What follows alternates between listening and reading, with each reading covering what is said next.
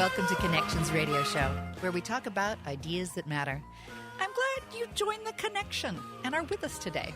I'm Laurie Fitz, your host, and the goal of our show is to explore a wide range of topics that challenge us to see ourselves, our community, and the world around us in ways that get us thinking, get us wondering, get us hoping, get us talking, get us connected, and perhaps inspired or challenged to do just a bit more because we made that connection. So we're going to kick this off with a two-part series on the work of the Diversity Institute. I have my colleague and friend and co-host, Malissa Adams, who is the executive director of the Diversity Institute, joining us for both shows today. And the Diversity Institute is sponsoring this show, so thank you for sponsorship and all of your great insights that you bring to every show that you're on, Malissa. Thank you, Laurie. I'm so excited to be here with you. And, you know, Connections Radio is a show that many of the more progressive people in our community listen to. So this is a great place to start this conversation. You know, I was looking back at one of the shows that we did, and it was right after George Floyd. Yeah. And we all were that morning kind of stunned and shaken by what had happened. And how do we talk to our families and how do we look at what's happened in a way that can create healing and moving forward? It was a very powerful show, and it was one that I think was very meaningful for us to discuss how important diversity and inclusion and looking at what needs to be done in an institute like yours to help bring about change, bring about community. Well, thank you for saying that. I also felt very comforted that weekend having that conversation with you. And I think we even talked a little bit about Juneteenth during that time. Yep, we sure did. We both, I feel like, I can't speak for you, but I feel like I walked away from that conversation with hope. Yes. You know. Yep. So it was a good call. And it's so much grounded in how you've created the Institute in terms of creating dialogue and understanding and where do we go from here? It's future-based. It's, you know, when things happen, such as the George Floyd, which was just horrible, and looking back at the Juneteenth, you know, the celebration, but those wonderful people in Texas waited a year before they even knew that they could be free. There are issues in the past, but we take what's in the past and have real talk, straight talk conversation about what we need to look at in the future. And your pillars in looking at educational equity, health equity, wealth equity, civic equity, and changing the racial narrative are really the heartbeat of what you do from all of the work that I've seen you do so far. Melissa, are you there? Sorry. Oh, there you go. There you go. I was muted for a second there. There you go. A Zoom occupational hazard. We're all learning to use that mute button, aren't we? Yeah. But yeah, you're right. You know, and as a matter of fact, Laurie, you know, the reason why we decided to use those pillars was because the Diversity Institute really is looking at the systemic issues that are causing these disparities in our communities and in our society. Mm-hmm. And it's a holistic approach. It's a systemic approach. So it's better to look at the whole versus pointing fingers at the parts, if that makes sense. Right. Well, it's very mission-driven, you know, looking at bringing leaders together to, you know, no less transform the world, which I just love. And partnering with leaders, looking at public leaders, private leaders, nonprofit, educational institutions. We're all facing challenges together, and you create a platform to do that. Now, you're a public benefit corporation, right? Yes. Stanton Adams Consulting created the Diversity Institute in January of 2020, in January of this year, so that we could tackle some of the issues around disparities. And it was pretty apropos because this year COVID happened. This year George Floyd was murdered, and there was a great deal of attention paid to the fact that Black people are not able to navigate the country the same way as other races or people are. So it really was interesting how, Stanton Adams Consulting, we pride ourselves on being future focused, and we were on point when we decided to start the Diversity Institute. And I think what also is important is that you really look at, what's the quality cultural competency as being a core value, and how to using that cultural competency or cultural intelligence, how does that then meet the needs of the changing demographics, so that you're looking at research, you're looking at best practices, you pull in psychology, sociology, and business. It's really a cross-functional commitment by leadership to look at the whole picture. Right. And at the same time, the Diversity Institute is also very aware that we don't know everything. Mm-hmm. We're specializing, Stanton Adams Consulting specializes in diversity strategy. But what we are doing with the Diversity Institute is partnering with other diversity practitioners who may or may not work in different realms. They may work in the same exact realm. But what we are doing this year is looking at creating partnerships, and going into 2020, we're talking about creating community. So we're really excited about all of the different organizations that have become a partnership with us. We're working with organizations like SciTech. SciTech is a organization that helps to get young people into STEM positions as an internship within organizations. And this is a great opportunity. This organization is really trying to close the disparity or close the gap when it comes to having people who are considered women or people of color or from marginalized communities take part in STEM jobs. This is like groundbreaking stuff. So partnering with them is something that we're really excited about. I'm also really excited to be joining and doing programs with the Diversity Institute. Oh, that. And Laurie, we're going to be that's right. And we're going to be doing monthly shows here on Connections. And Melissa and I have talked about having some topics be ones that we want to open for community dialogue. We want call-ins, and we want you to be part of the conversation so that all the audience can feel connected to the Diversity Institute, that you can be a part of it too in terms of being part of the dialogue. And so the first Saturday of every month, we will be committing to the Diversity Institute. We'll be talking about topics that are important, but we're also going to be sharing about programs that are going to be offered. Yes, and that's a great segue into the fact that Laurie Fitz will be one of our guest faculty on a regular basis. Laurie will be teaching classes with us, and I think it's important for people to know that they can actually come to the Diversity Institute online. It's an e-learning platform for individuals. And, we talk about helping diversity practitioners. That's our goal. Mm-hmm. But we also are here for leaders in organizations, executives who want to increase their cultural competency, for individuals who are just interested in learning more about diversity.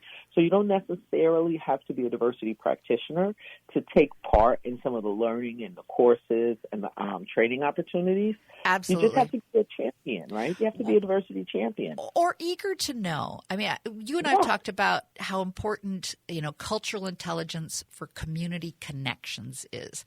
Yeah. I know that people want to do something. Very often, fear keeps them from doing or saying something. They're afraid they're going to say it wrong. Maybe they won't look authentic. They're looking for resources to understand cultural history and learning skills and abilities to engage cross-culturally. People want to feel more comfortable. They want proficiencies. They want to. You know what, Laurie? I would push back on that, though. I would say get uncomfortable. Yes, you're right. You're right. You won't be proficient in this. I'm sorry. But but getting comfortable with uncomfortable in the long run allows action. because it addresses fear. And when we're afraid that we're going to be uncomfortable, that's when I think we clam up. But if we're like, okay, I'm going to be uncomfortable, I'm not going to be afraid of it because I'm just going to embrace I'm going to be uncomfortable. Yes, embrace the uncomfortableness. And then the other part to that, too, is, sometimes we spend more time intellectualizing diversity than we actually do taking action and creating an inclusive environment. Right. Right. So it's the checking it off the box. If we've done the training and none of it really, impacts the environment and people still don't feel like they belong, then it really wasn't a training. It was something else. Well, that's the thing too, right? And it's about us knowing that training is not the end all be all. Right. I can sit in a training and learn stuff. It's about me taking myself outside of that training room now and putting those tips, tools, and techniques to practice. Yes.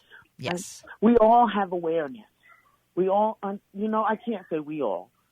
Most of us have awareness. We saw George Floyd's murder on our televisions. They would not stop playing it on social media. And it woke everyone up. Yeah. We became aware. Yeah. But now we have to move past awareness because we know something is wrong. What are we going to do about it? Yeah. Well, you hear the music coming up, so we need to go to break. But in our next segment, I just want the audience to know that we're going to be talking about the need for doing competency trainings and certification for practitioners as well through the Institute. And there's a lot going on with that is really exciting. So, Malissa, thanks for joining me. I want to make sure people know how to get to the Diversity Institute. The website is diversityinstitute.org. Is that right? Yes, it is. All right. Great. I was looking for it in my grid. Yes. thediversityinstitute.org is how you can find more about Malissa and the work that she's doing with the Diversity Institute. So we'll be right back just after a few short commercials. Welcome back to Connections Radio Show, where we talk about ideas that matter. I'm Laurie Fitz, your host.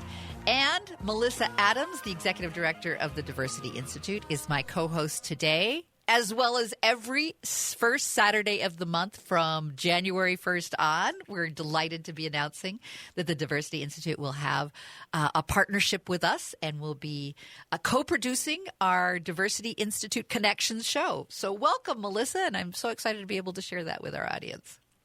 Oh, Laurie, thank you so much. And we're excited to be sponsoring a show the first Saturday of every month because Connections Radio and AM 950 is a very important station and a very important show. So it's important for us to show as much as we can to support AM 950 and to support Connections Radio. Well, the Diversity Institute is a very cool concept. It's a social innovation education company.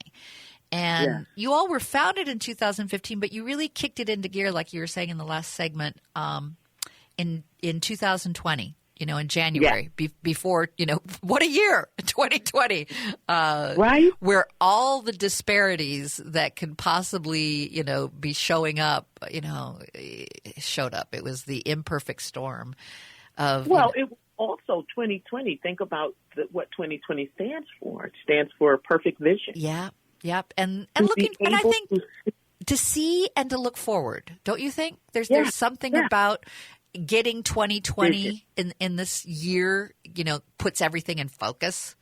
Yes. And I mean, I am a very universal believer. I believe in the law of attraction, and I believe the universe is right on time and trying to tell us something.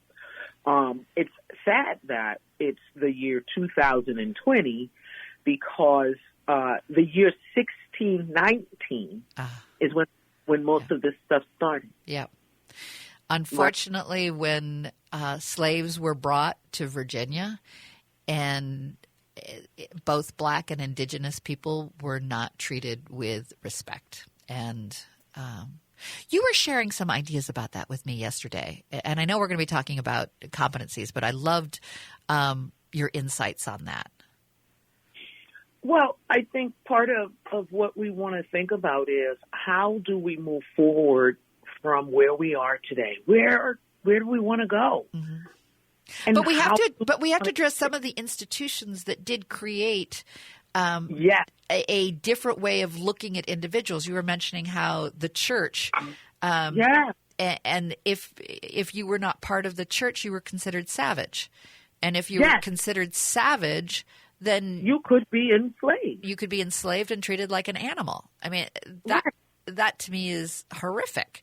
Right. But that created, whether you call it unconscious or direct conscious, bias.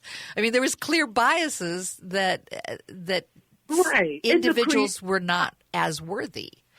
In the founding of the country, there were created mechanisms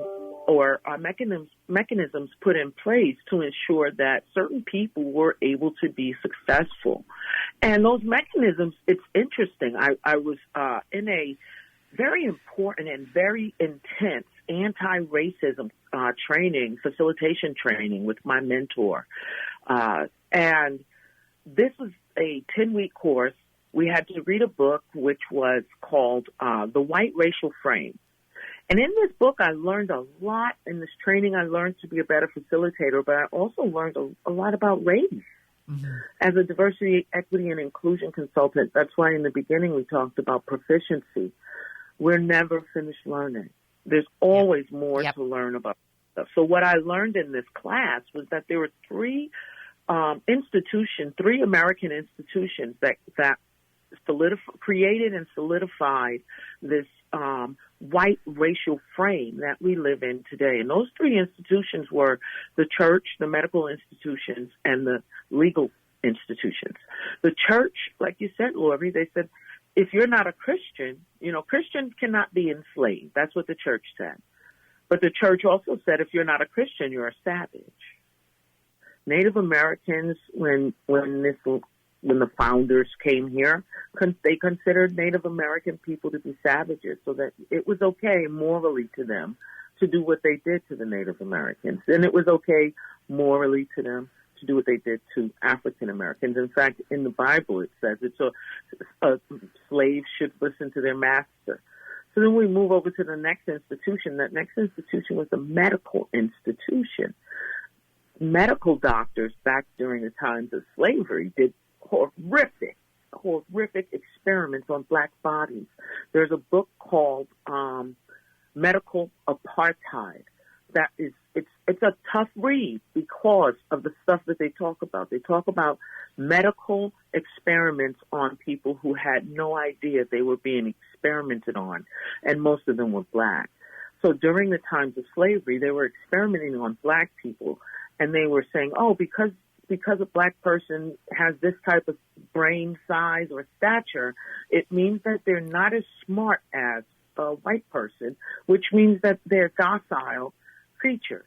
They're animals, sort of like a dog or a cat, and they need to be trained, and they needed to be obedient to their masters.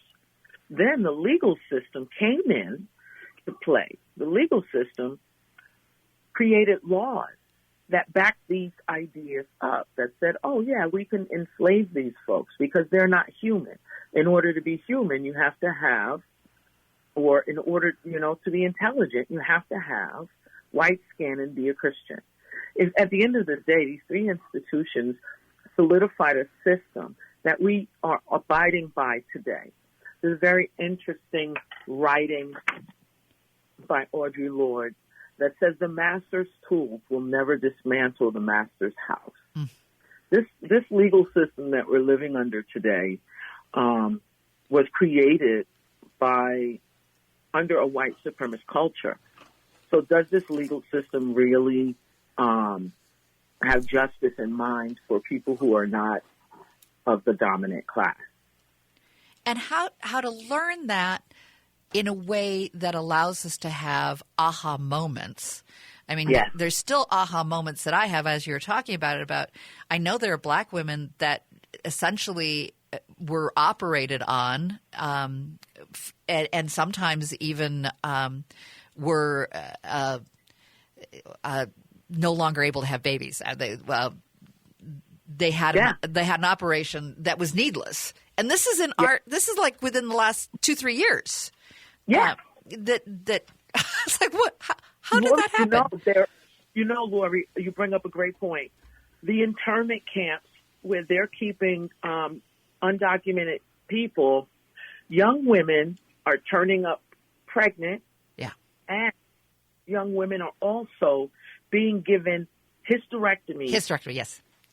Without their consent. Exactly. And that's like during now. So it's not, I think it's important, and we're going to get back to proficiencies, I promise, that in this year of 2020, it's not about taking shame and not doing anything.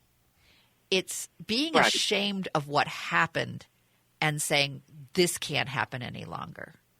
I like that. The 2020 focus that we can have, like our eyes open and go, you can't not see this, as we were talking about it. You can't not see the disparities. So now it's not a matter of, we wear sackcloth and ashes for the rest of our life. That's not going to do what needs to happen. We have to move beyond that and say this is no longer acceptable. Yeah, I was struck by a quote that's on your website that many people have just awakened to the reality that Black people are navigating this country differently.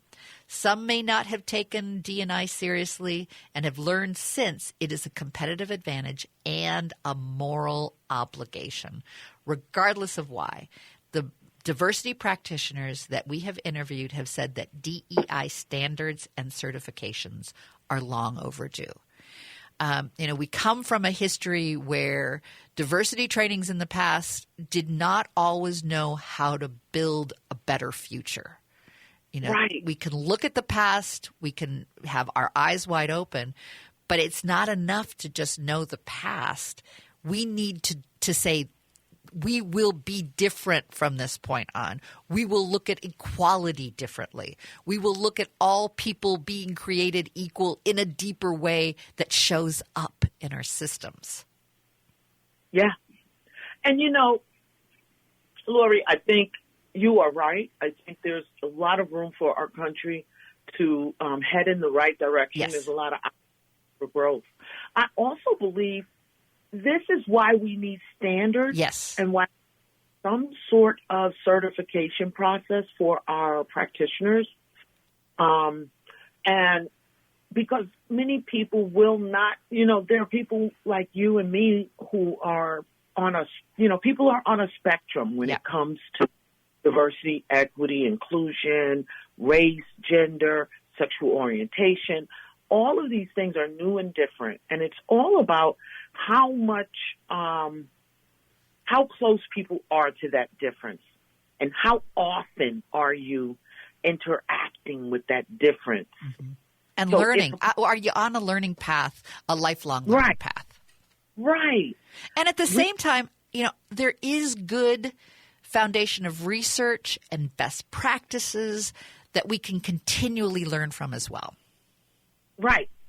Because if you think about it, I've done some work with the Mitchell Hammer organization, the Intercultural Development Inventory. Very important work that can help leaders get from point A to point B if they're working with a consultant to do that work. But when we talk about all men are created equal, that to me is a statement of denial. Mm-hmm. We are not all created equal because we are not all treated equal. Well, right. So if you come into this world not having the respect of being equal, so how do we move towards having all feel like they belong and are created equal? Yeah. And I think part of it too is for people to recognize have self-awareness. Each of us, this term created equal. The word equal is a misnomer, really, because equal means I go to the store and I'm shopping for Christmas presents, and I get everybody that I love a pair of black tennis shoes, size 9. Because you love those. I love them, and they're all equal. I treat each one of them equally. That doesn't benefit each and every one of them. Some people are not a size 9. Yeah. Right? Yeah. So equity means I ask each of my friends, hey, what would you like for Christmas? And I write it down. They give me the list, and I go out and I get it for them. Right? Yeah. Equity is asking people what they want and providing it for them. So I would rather this country be created on equity versus equality. Wow. I love that. Because equal can have some conformity that's required. And if you don't fit within that conformity, then you don't belong. I am not a man. Yeah. All men are created equal. So what does that mean about me? Yeah. And then the people who wrote it were white men. Mm-hmm. So they thought at that time that black men were not men. Mm-hmm. So that's, you see that statement, it just gives me pause. Mm-hmm. And I think part of the challenge that I have with all of this is that we have not had any mandate around diversity, equity, and inclusion since affirmative action. Back in 1965. Right. Thank you very much. Yes. Right. So many people are seeing that something needs to be done. Recently, I saw an article in the Wall Street Journal that the SEC is trying to find ways to ensure diversity in public organizations by saying if you're on the stock exchange and you're a publicly traded organization, you need to have one female and one person of color, at least one female and one person of color on your board. That did make me smile when I still have that article on my desk. Sort of like there is hope. Things are looking like, I mean, there should be a lot more than that, but at least we're starting to see some movement. Yeah. I have to go to commercial. I wish I didn't, but I have to go to commercial. But when we come back, we'll continue about why it's so important to have certified diversity practitioners and the role that Diversity Institute will play in supporting that. So stay with us. We'll be right back.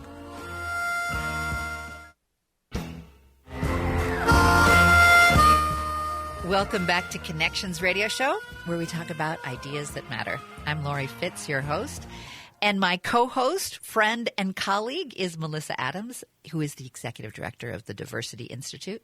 And we're talking about the Diversity Institute, the cool things that they're doing, how they're going to be part of the Connections radio show the first Saturday of the month. So tune in for the Diversity Institute Connections. We're looking forward to a wonderful year ahead in terms of good conversation and good insights. So welcome, Melissa. Yeah.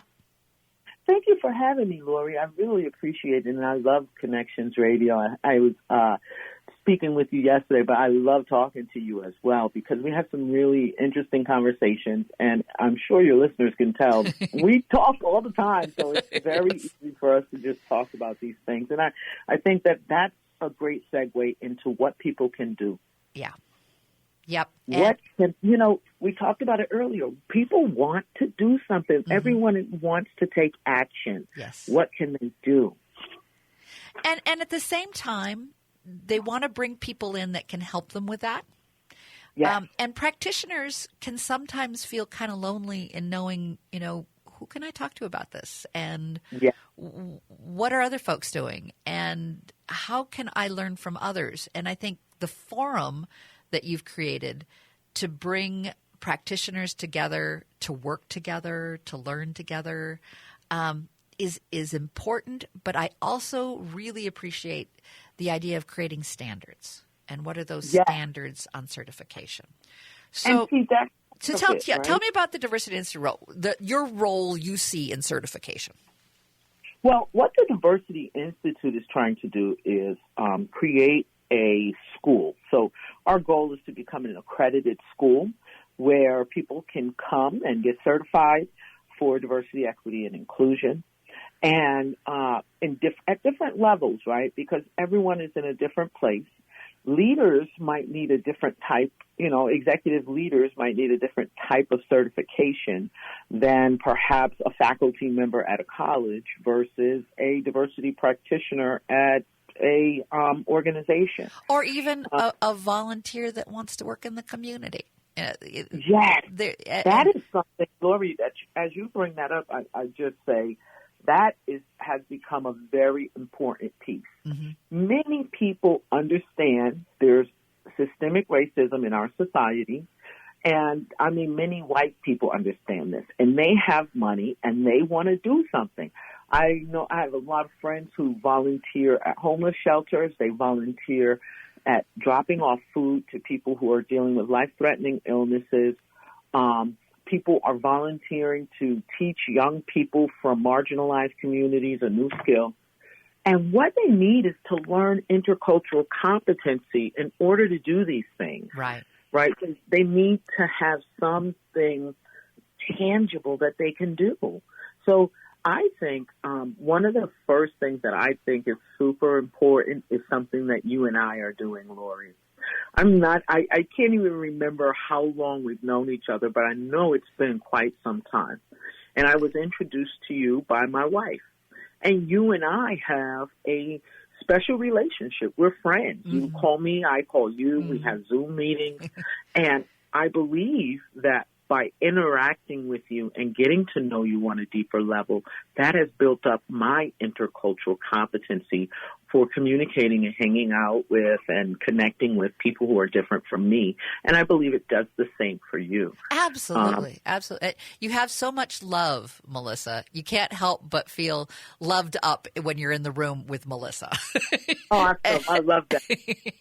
and I know that from other friends of yours feeling the same way. Thank you. And you create why I love having you on Connections is that's what you're about. You're about making those connections and finding ways to get people more connected. Yes, right. We want people to be connected, and we want people to have tangible things that they can actually do. And one of them is volunteer in your community, and trying to have building stronger relationships. And something that is important is it takes time. Yeah. Right. I mean, Laurie, you and I have known each other now for probably almost 5 to 10 years. I was going to say that. It was at least 5, but, after 5, it all kind of blends together. How many years in addition to 5? Our relationship grows tighter the longer we know each other. Yes. The longer we know each other, I can say, hey, Laurie, I'm really struggling today. I'm dealing with this, and my finances are backed up. I can talk to you as a friend and have an authentic relationship with you, let you into my life, and then you say, hey, Melissa, I'm sorry, we're going to call my dog snoring right now, but don't worry, right? It does snore, yes. It does snore on our call, right? That's what it's about. It's about building strong relationships with people, getting to know people, individuals on an individual basis, on a deeper level.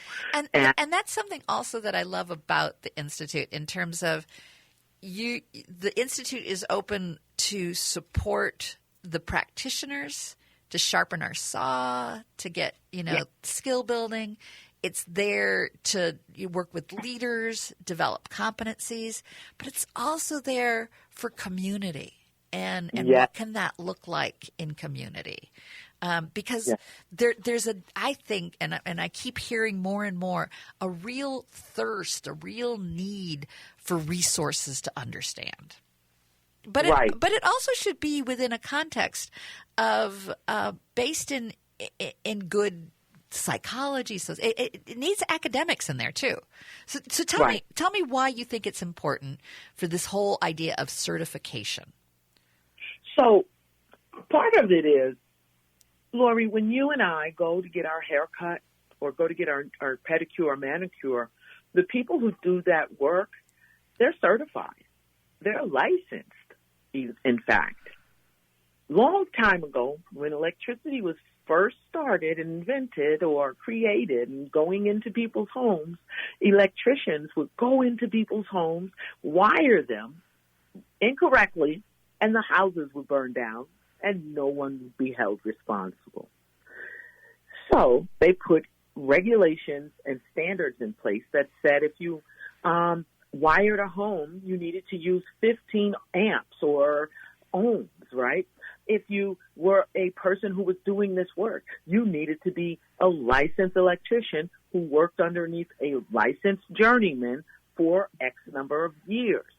The field became regulated. Mm-hmm. And today, you can't just go into someone's home and start messing around with their wires if you do not have an electrician's license. It's actually against the law to do that work if you're not licensed.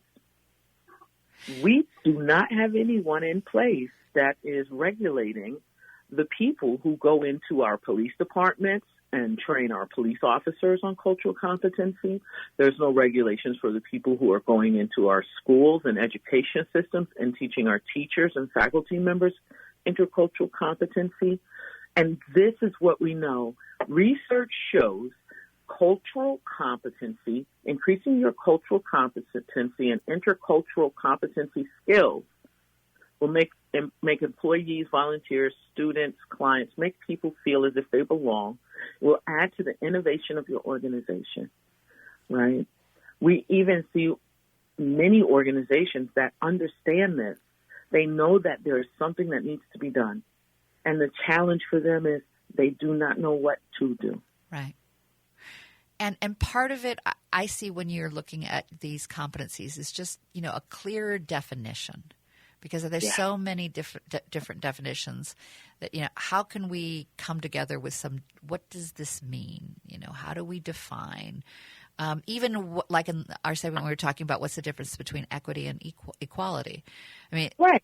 Need to have those kinds of conversations that allow us to be more precise in right. what we're thinking about and how we're doing the work that we're doing. Hey, let me tell you something. There's the generally accepted accounting practices. Mm-hmm. So when I say an asset, the IRS knows what I'm talking about. Yes. Right? And there are some, I know that you love the global diversity and inclusion benchmarks. Yes. Those, start to get at that. And I know that that's something that you want to have be part of looking at the certification. Yes. So, Laurie, you bring up a great point, and I forgot to mention something super important. Stanton Adams and the Diversity Institute have kind of commissioned or pulled together a team of diversity practitioners.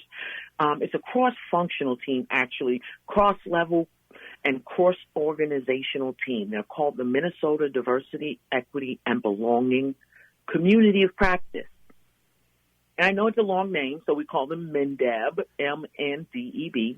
But the whole purpose of this group is for them to look at the certifications that are out in our community, here in Minnesota and abroad, either outside nationally or even globally. Look at all of the certifications that we have, audit those certifications, and see if any of those certifications that are already out there are covering the things that need to be covered in order for us to say that this is the certification that diversity practitioners should take. If we do not find a certification that we believe covers the competencies that diversity practitioners should have, we are going to create a certification program. We are also partnering with the Center for Global Inclusion, which is out in Canada, and they created what they've called the Global Diversity and Inclusion Benchmarks, the GDIB. It's a free assessment. Any organization can go to the Center for Global Inclusion's website, and center is spelled CENTRE because they're in Canada. But anyone can go to their website, download the free Global Diversity and Inclusion Benchmark Standards Assessment, and see if they meet benchmark standards when it comes to diversity, equity, and inclusion. And Stanton Adams Consulting, when we consult with people, we take them through the GDIB to help them, because the GDIB tells you where you are, and it can show you where you want to go and how to get there. And, I'm going to leave it at that for this segment because I got to go to commercial again. But when we come back, I want to talk about Stanton Adams Diversity Institute, looking at the global diversity and inclusion and just where we're going. What does this look like? Okay. And what can we look at for next year? All right? So stay with us. We're going to have a great conversation. And again, looking at the Diversity Institute and how we can partner in the year ahead. Giving in 2020 is an opportunity to think outside the gift box.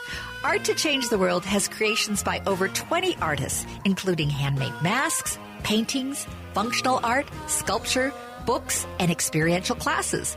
Check out SWAP, our Stand with Artists project for gifts that have soul.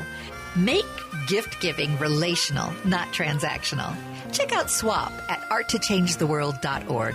That's arttochangetheworld.org. 2020 has been stressful with the pandemic, economy, and even politics. Hi, this is Michelle Kitzmiller of Spirit of Living, and I'd like to show you some ways to lower your stress and boost immunity. One way is herbal medicine, which has many benefits you might not even know about, like helping with viral, bacterial, respiratory, digestive, and many other issues. Book a telemed session today at Spirit of Living to learn more about the many long-term benefits of herbal medicine. Call 651-245-6788 or visit spiritoflivingdr.com. This is New Beginnings, hosted by award-winning broadcaster and speaker Freddie Bell. Freddie, this generation of the baby boomers, people are living longer, so the baby boomers are taking care of elderly parents. Let's talk about your health, and specifically, let's talk about Medicare. Our show features the concerns of America's 78 million baby boomers in employment, finance, health and nutrition, and even entertainment. Join us for New Beginnings, Saturday mornings at 11, brought to you in part by Vision Loss Resources. Thanks to all who've become members of AM 950. You've helped ensure AM 950 will stay on the air through 2021. It's simple to become a member. Go to am950radio.com, click on the membership button, and sign up. Through the holidays, become a new member with either a $25 one-time donation or a $10 recurring donation, and AM 950 will read a special message from you on the air this holiday season. If you make a $50 one-time donation or a $25 recurring donation, you'll get a copy of the first ever AM 950 calendar. Head over to am950radio.com for more information, and thank you very much for your support. Inspired by true stories, Louis DeSanto, a former keeper at St. Paul's Como Zoo, has authored 2 digital books aimed at children ages 3 through 8. Look Who's Walking Through the Zoo tells the story of Casey the gorilla escaping his exhibit and mischievously sneaking around the zoo. And Gustav the Great celebrates the heartwarming story of the bond between a big friendly brown bear and a zookeeper named Louie. Both these charming stories take readers on a magical adventure that is sure to bring smiles and laughter. These imaginative stories are brought to life by charming illustrations of Cheryl Walker, a longtime zoo docent. For animal lovers as well as moms, dads, grandmas, and grandpas who want to bring some digital smiles to the children they love, consider giving these treasures as gifts for the holidays. Go to Amazon or Apple Books and search for Look Who's Walking Around the Zoo and Gustav the Great. And it's a gift that keeps on giving. Donations are provided to the Como Zoo through book sales. Connections Radio Show. I'm Laurie Fitz, your host, and my co-host and friend and colleague is Malissa Adams, the executive director of the Diversity Institute. Melissa, we only have like a couple minutes because we ran long on all the other segments. Oh, I'm so sorry. You know, I could talk to you all day. I know. We have such good fun. I want to make sure that folks know how to get to the website. It's thediversityinstitute.org. I'm very grateful that we have another show that we're going to be doing next week because we've got so much more to talk about. But if you have just a minute or so to just give some closing ideas about why you think certification is so important and what we can expect in the years to come with the Diversity Institute in creating that program. Yes, I think certification is important because today we need to hold people accountable. It's really challenging for all of us to understand sometimes how people think and why they might or might not, be proponents of anti-racism or for diversity. I think what we can think about is taking that next step means creating competencies in order to increase our ability and increase our capacity for difference. Each of us has a certain level of capacity for difference. And when you start to increase that capacity for difference, we are starting towards a better world. The Stanton Adams and the Diversity Institute are really excited about not just creating certification and creating the standards, but we are also going to be rolling out a membership platform where people who become members at different levels will be able to take part in different trainings, different classes, get access to different events. They get access to Laurie Fitz's classes and other folks' classes that are going to be a part of the Institute. There'll be some big names teaching at the Institute over the next few years. And part of our goal is to bring in some of the top speakers, top thinkers, and thought leaders around diversity, equity, inclusion, race, gender, and all of the topics that make us cringe. Well, Melissa, I am grateful for our friendship. I'm grateful that you'll be a part of Connections and the year ahead and how Connections can be a partner with the Diversity Institute. It's really exciting, and I feel blessed to be a part of it and excited about the work that you're doing. You're the best, Melissa. You and Cecilia do wonderful work. Thank you, and you too. You are the best. Have a great one, okay?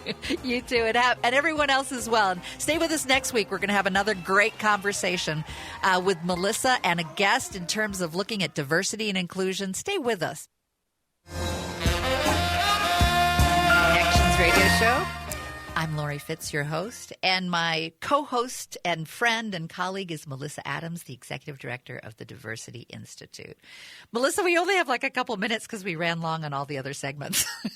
Oh, I'm so sorry. I could talk to you all day. I know. We have such good fun. I want to make sure that folks know how to get to the website. It's thediversityinstitute.org. I'm very grateful that we have another show that we're going to be doing next week because we've got so much more to talk about. But if you have just a minute or so to just give some closing ideas about why you think certification is so important and what we can expect in the years to come with the Diversity Institute in creating that program. Yes, I think certification is important because today we need to hold people accountable. It's really challenging for all of us to understand sometimes how people think and why they might or might not, be proponents of anti-racism or for diversity. I think what we can think about is taking that next step means creating competencies in order to increase our ability and increase our capacity for difference. Each of us has a certain level of capacity for difference. And when you start to increase that capacity for difference, we are starting towards a better world. The Stanton Adams and the Diversity Institute are really excited about not just creating certification and creating the standards, but we are also going to be rolling out a membership platform where people who become members at different levels will be able to take part in different trainings, different classes, get access to different events. They get access to Laurie Fitz's classes and other folks' classes that are going to be a part of the Institute. There'll be some big names teaching at the Institute over the next few years. And part of our goal is to bring in some of the top speakers, top thinkers, and thought leaders around diversity, equity, inclusion, race, gender, and all of the topics that make us cringe. Well, Melissa, I am grateful for our friendship. I'm grateful that you'll be a part of Connections and the year ahead and how Connections can be a partner with the Diversity Institute. It's really exciting, and I feel blessed to be a part of it and excited about the work that you're doing. You're the best, Melissa. You and Cecilia do wonderful work. Thank you, and you too. You are the best. Have a great one, okay? You too, and everyone else as well. And stay with us next week. We're going to have another great conversation with Melissa and a guest in terms of looking at diversity and inclusion. Stay with us.